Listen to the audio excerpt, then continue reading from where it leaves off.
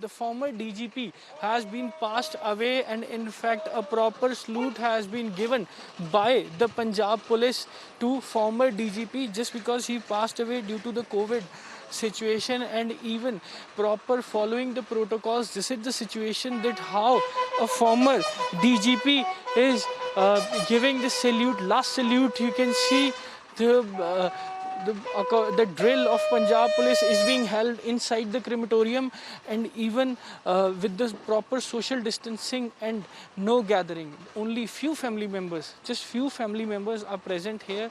This son of the DGP is standing nearby the body, and the Punjab police is giving the salute according to the protocol. This is the visuals, those so painful visuals inside the crematorium, that who served to this nation as an IPS officer, served on a such good position, and in fact he died due to COVID, and now brought to the cremation ground for the last rites, and Punjab police is giving this salute to former DGP. You can see the visuals entirely inside the crematorium of Mohali, and the everyone, you can see he served as a former DGP, he served as an IPS officer, and in fact now when the salute is given, it was all alone, only few family members along with the a team of cops being sent for the salute according to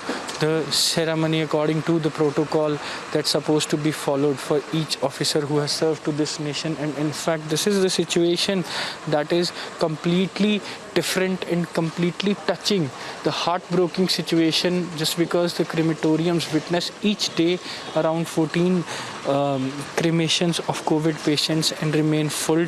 Bookings are going on. According to the bookings, the turn has come for the dead bodies, and accordingly they cremated. This is how, before performing the last rites, before performing the rituals, the situation is extremely touching, extremely shocking, and it is heartbreaking situation that the loss of life is irreparable, but the situation says that everyone has to stay separate from the person who passed away due to COVID situation, and only few people can come and cremate that person.